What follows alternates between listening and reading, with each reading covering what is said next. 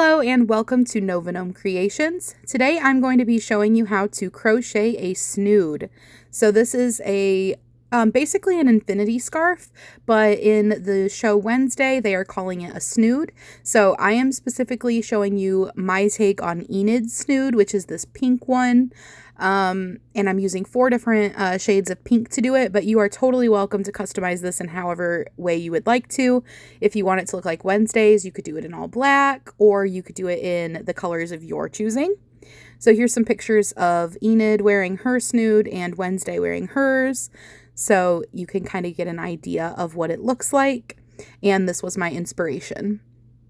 So for this pattern, I am using some really accessible yarn, and I'm going to be double stranding it together. So it is just Big Twist value yarn, and it's in a worsted weight. And I'm using 4 different shades. So this first shade is Plum. And you can, and the second shade is Magenta, and you can double strand these together however you like. So you can work from the middle of the skein and the outside of the skein at the same time. Your third color is Light Rose, or you could ball up your yarn and make, 2 balls, or cake up your yarn and do it that way. And for your 4th color, it is Hot Pink. So what I ended up doing was I caked up half of the skein and then I worked from the middle for it. So however you would like to do it so that you are double stranding your yarn together. You're also going to need a 10mm crochet hook, a stitch marker, a yarn needle, and some scissors. And the stitch marker is optional, but I like to use stitch markers, so I'm going to be using one. And to begin, for round 1, you're going to be using Plum. So you're going to want to go ahead and double strand those together and then make a slip knot to begin. And we are going to be making a single crochet foundation chain. So to make a single crochet foundation chain, you are going to start with a slip knot, and then you're going to chain 2.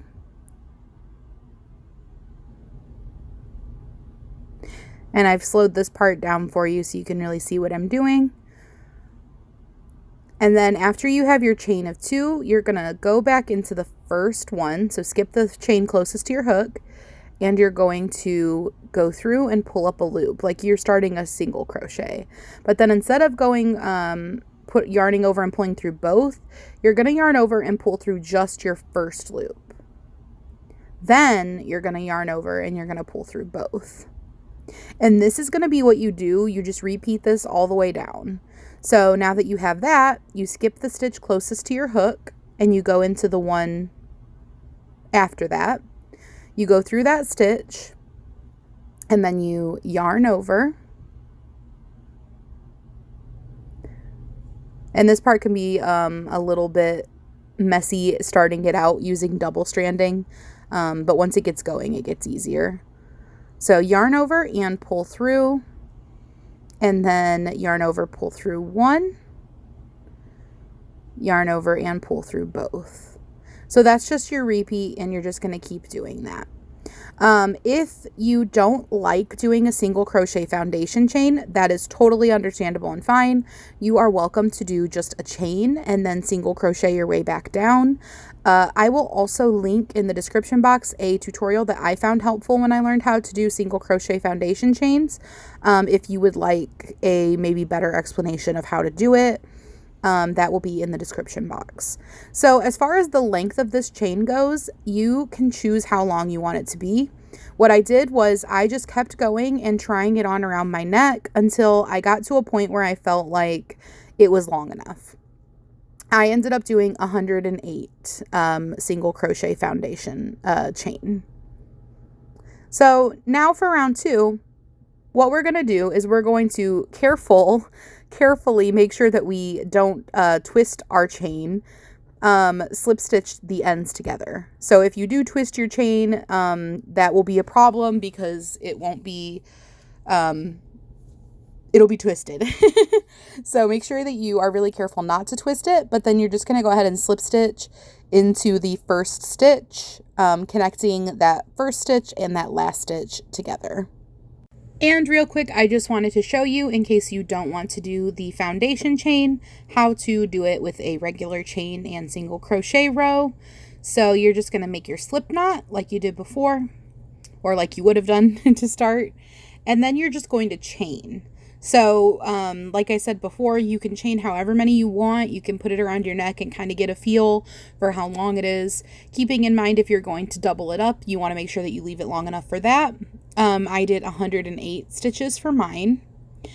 So if you are doing it this way, you're just going to chain your length. And then once you get how long you want it to be, you're just going to turn right around and single crochet into those chains. If you would like to, you can do an extra chain for a turn chain, which just means you skip that one and you don't single crochet into it. But personally, I don't think that I need to for this project, so I just straight up single crocheted into the first chain from my hook. And you can put a stitch marker in there so that you can easily find the top of your single crochet if you would like to. And you're just going to single crochet all the way down. And this is going to be basically the same thing as the single crochet foundation chain. The single crochet foundation chain can be a little bit stretchier and have a little more give to it than a normal chain, and that's why I chose to start my project with it. But you will have a great project whether you start it that way or if you start it with a regular chain. And then whether you did it this way or you did it the other way, the next step is the same. You still slip stitch your first stitch and your last stitch together so that you have a circle, which gets that kind of infinity scarf type of thing going, where it is all connected. And from here on out, everything's going to be the same. So that's the only difference if you chose to do it this way. So for either way, you're going to go ahead and chain 2, and then you are going to double crochet into the same stitch, and then in every subsequent stitch in your round. So you are going to double crochet into the first stitch where you chained, and you can go ahead and flip your work right side out.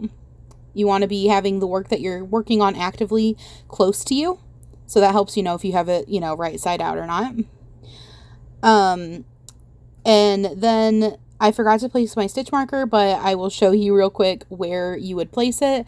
That chain 2 is not going to count as a stitch. Then we're going to put it in the top of the double crochet that we did in the same stitch. So the chain 2 isn't counting as a stitch. I just did it to get to the height that I wanted and not have a gap. Okay, so back to our full-size project over here.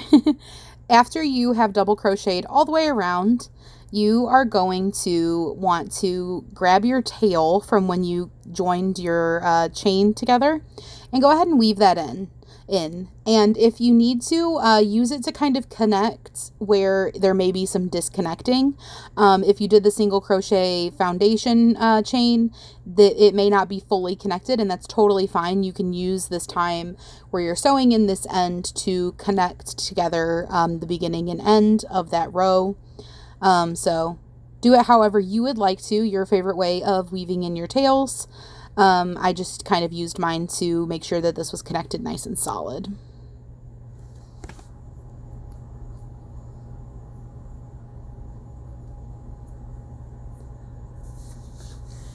And keep in mind, if you weave back and forth, that's going to give you a more secure of a, weave in of your tails.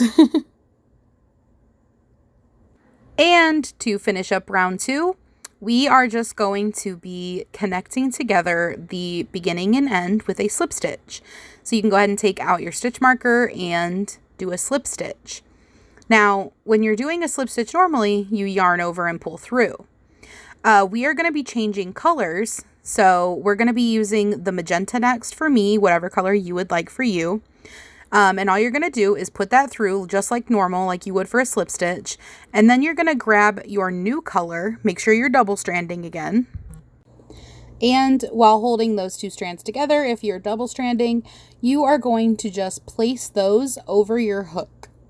And then you're just going to do a normal slip stitch where you pull through back to the current loop that's on your hook in your new color. And then what I like to do is grab the tails from my old color and my new color and do a nice little knot. This knot will get worked over and you won't see it at all, but it makes it a nice secure color change. So I really like to do a little knot, but you are welcome to do your color changes however you normally like to do your color changes. And you are also welcome to work over your tails or weave them in. Some rounds will be easier to work over and some will be easier to weave in. But we're going to go ahead and chain 2 again. And then we are going to be doing back post only double crochets. Don't mind the color change here. I just wanted to use a different clip to show you this a little bit better. And you can feel free to put your tails aside if you'd like. I think it's a little easier for the back post only rounds to not try to work over them. But basically you are going to be doing double crochets around the back post only. And that first chain 2 doesn't count as anything, and you're going to do your back post only right there on that first back post. So instead of going through the top of your stitch, you go behind it and you wrap your hook around that back post. And then you just do your double crochet like normal. And you're going to do this for the whole round until you get back to your stitch marker.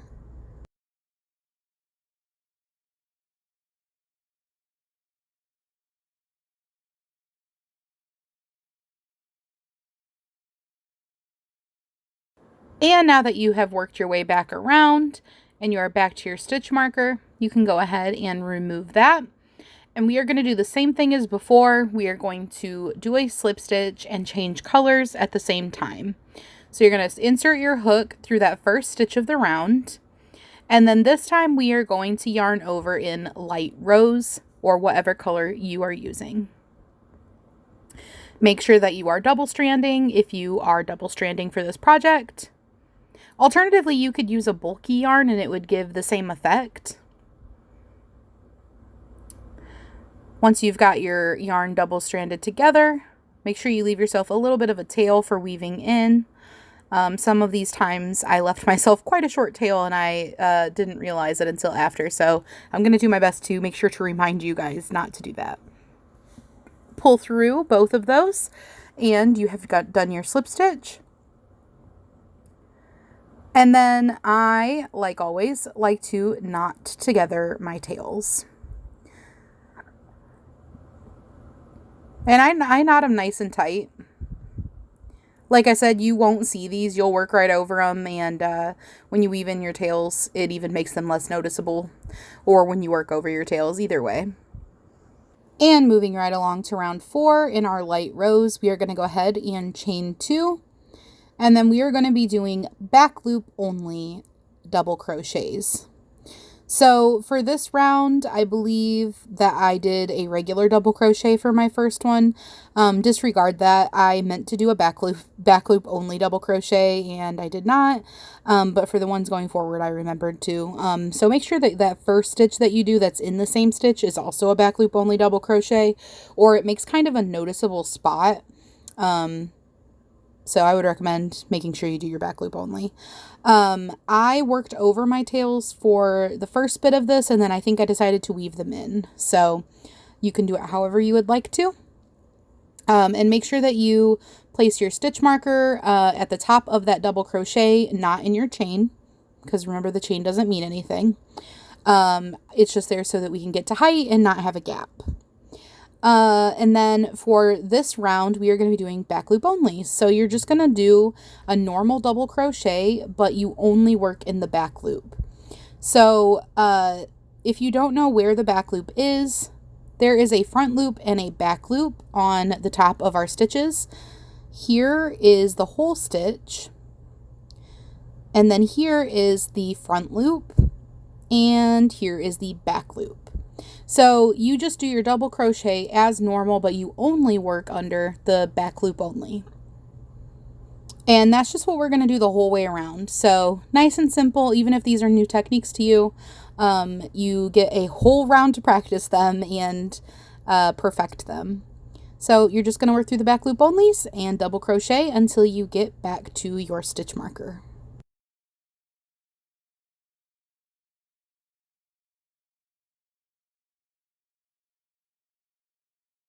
And it will look a little something like this. You'll have a nice little ridge at the front. And I'm just going to show you real quick how to weave in your tails a little bit if you need a little bit of help.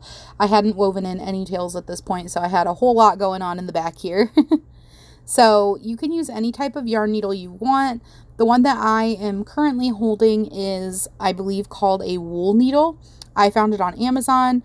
Amazon has a lot of different yarn needles, so it's a really good place to get them. But I'm pretty sure you can get them at any hobby store that sells yarn probably as well. But basically just put your yarn on there on your hook, and then you're going to kind of weave in and out of the similar color or close to the similar color. So I'm using this, I believe this is the magenta currently on my needle, and so I went to weave in to the magenta stitches, and I weave back and forth, and I just make sure that I don't weave into the exact spot that I came out of, because I will just undo what I'm doing if I do that. So I skip a stitch, or I go like in the middle of a stitch, like into the fibers of that piece of yarn or something, so that it catches and doesn't just pull out. And I just go back and forth a few times and really secure it in, and then I snip my end of whatever yarn is left over when I'm done doing that. And I do that with all of my tails, and I just try to do them in the same color. I try to weave them in where their color is, just so that they're less noticeable.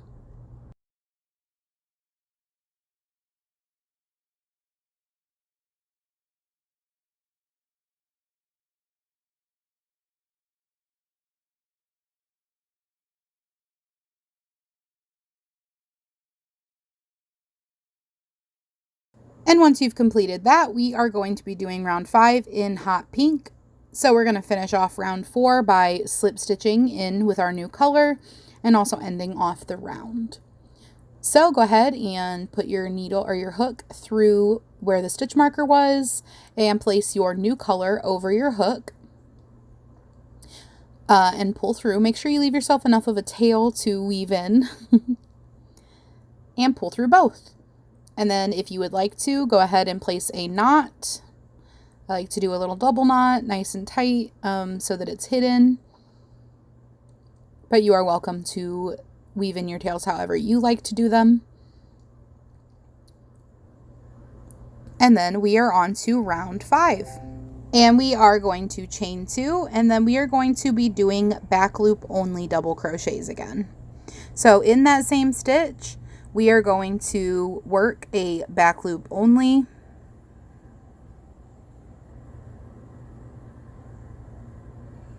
and this was before I noticed that I wasn't doing back loop onlys for that first stitch and I didn't like how it looked. So once again, disregard the fact that I did a regular double crochet here. But we are going to be doing back loop only double crochets for the whole round. So same thing we did last round, just in our new color. And repeat it all the way around until you get back to your stitch marker.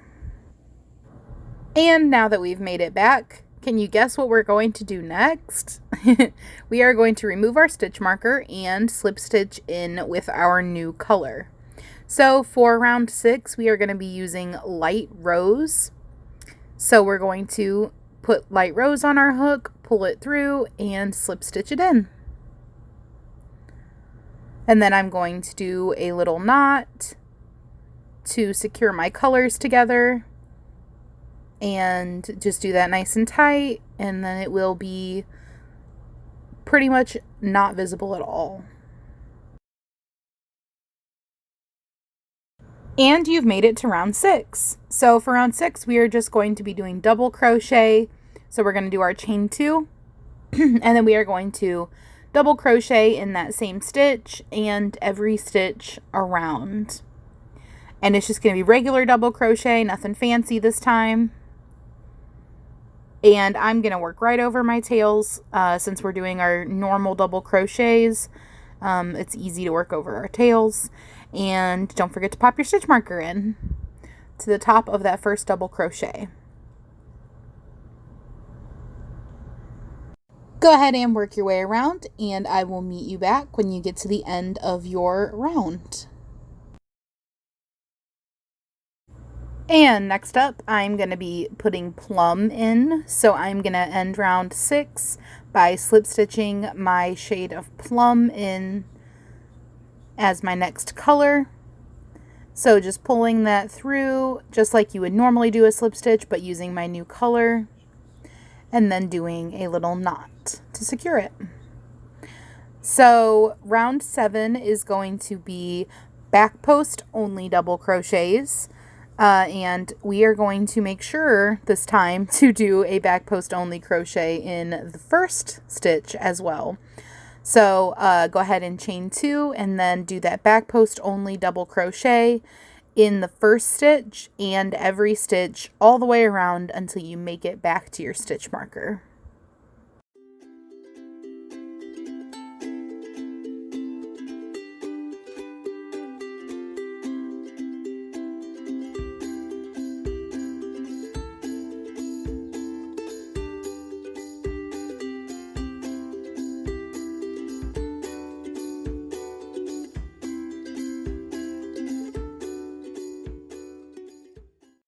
And once you've made it back around, we are finally going to pull in some more of that magenta shade. Or at least I am. You can be pulling in whatever shade it is that you want to.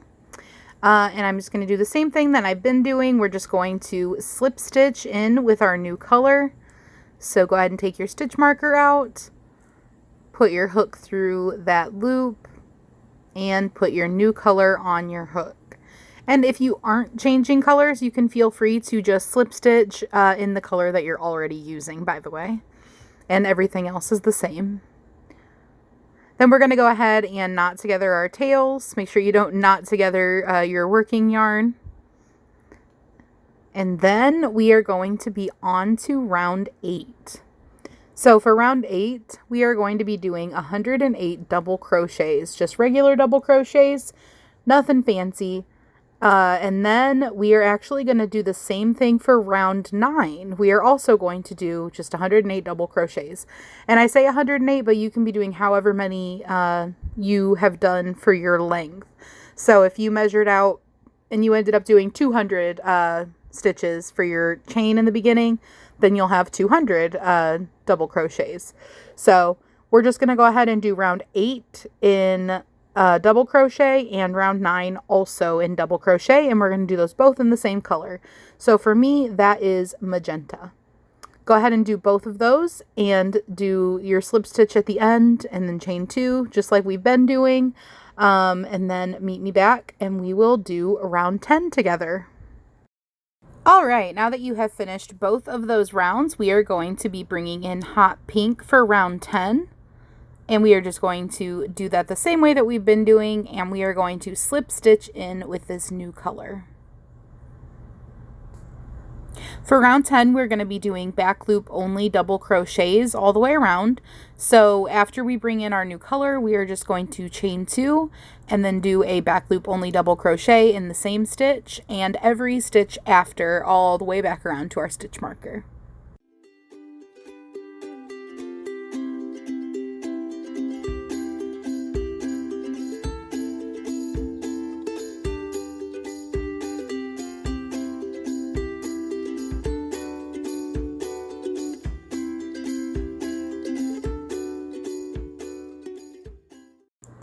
And now that you have finished round 10, we are going to be coming in with our light pink one more time to do our last row. So you are almost finished. And we are just going to connect it in the same way that we've been doing. We're going to slip stitch it in. And you are welcome to continue if you would like your cowl or snood or whatever you would like to call it, your infinity scarf. If you would like it to be like thicker or wider, however you want to phrase that, you are welcome to repeat the pattern as many times as you want. So you could go back and just keep repeating it. It's really simple to repeat. So if you are using single stranding it, you're definitely going to want it to be thicker. So I would just go back and repeat it.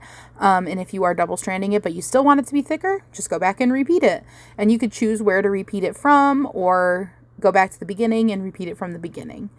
So we're just going to be doing back post only double crochets for this last round. So after your chain 2, you're going to back post only into that same stitch, and then you are going to back post only into every stitch around until you make it back to your stitch marker.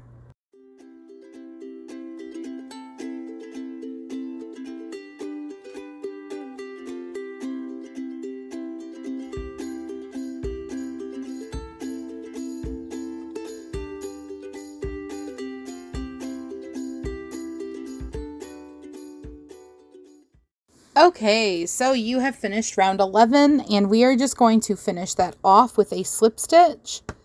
So go ahead and take your stitch marker out and slip stitch into that first stitch from round 11. And after you've done your slip stitch, you can go ahead and chain 1, and then you can cut your yarn and pull on it.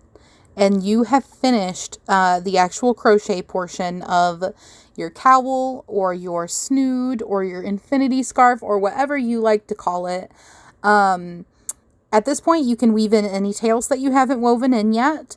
And if you are interested in adding tassels, I will show you a quick way to make tassels without any sort of fancy tassel makers. Personally, I am not a big fan of the tassels, so I am not adding them to mine, but I am going to show you how to add them. So here is how my snood came out. I would love to see how your guys's came out. If you would like to tag me on Instagram, or you can send me an email. It is in my description box. It's novagnomecreations@gmail.com. So here we're going to go ahead and show you what to do if you would like a tassel. So to do your tassel, you'll just attach it to the row that we started with. And it's really simple. Just pick what colors you would like to use for your tassel. I chose 2 colors that are in the snood for my tassel, and it looks like Enid's snood has the two different colors in her tassels that are in the scarf. So you can pick whatever colors you want, and you're just going to cut a probably like 6-inch length of yarn, and then we are going to wrap the 2 yarns double stranded together. We're going to wrap them around our fingers until we get to a good thickness. So the way that you're going to pick your length for this is make sure that it's how long you want your tassel to be folded in half. So get it the length you want and then fold it in half and then wrap it around your fingers so that you're doing that length over and over. I hope that makes sense. Because we are going to be folding the yarn over that other little piece of yarn that we cut already. And we're only going to be cutting one end of these to make the tassel. So just go until you get to a thickness that you're happy with. And make sure you end on the same end that you have the ends from the beginning on. The tails from the beginning on. And then we are just going to cut across on that end that has the tails with our scissors. And don't worry if they're not all the same length. Go ahead and just take a second to straighten them out. Make sure they're all facing the same direction. And then if any of them are a little bit longer, then you can trim them here in a second.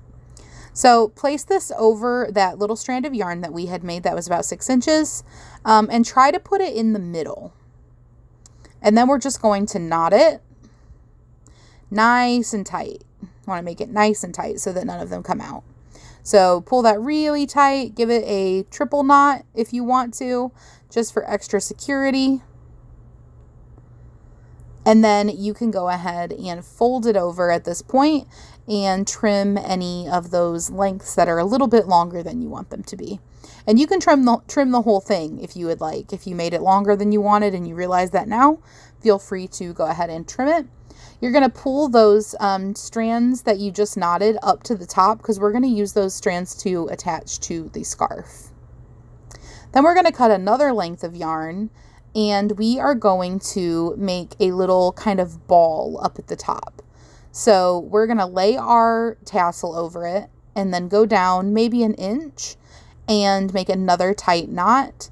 And this is going to make kind of a little ball shape up at the top of our tassel. So this is how I am replicating the tassels on Enid's Snood. And then you can trim your tails again that you just added. Those can just go right down into there and you don't have to do anything fancy with them. And then we're literally just going to knot this on. So she has 3 tassels on her Snood. So what I would do is take the number of chains that you did originally, aka the number of stitches you've been doing around, and divide it by 3. So let's say you had a chain of 150, you would put a tassel every 50 stitches, and that would make them evenly dispersed. But you can do them however you want. You can add as many as you want or as few as you want. But that is the way that I would do it to replicate Enid's Snood. Personally, I am not going to keep the tassel on mine. So if you put the tassel on yours and you decide that you don't like it or that you want to move it somewhere else, if you haven't double knotted it, if you just did a like normal one little knot, you can just pull it out. So I used my yarn needle to kind of loosen it and pull it out, and then I'm just taking it off. Thank you so much for watching my tutorial. I hope that this helped you to make your very own Snood, and I hope that you have a wonderful day. If you liked this video, please leave a comment and think about subscribing to my channel. I make lots of fun content, including tutorials and vlogs, and I like to try to create a safe place for everybody to relax and not think about the worries of the world. So if that sounds like your kind of channel, come and check out my other content. I have some tutorials and other types of videos linked in playlists in the description on this video. So I will see you around the YouTube streets, and I hope you have a wonderful day.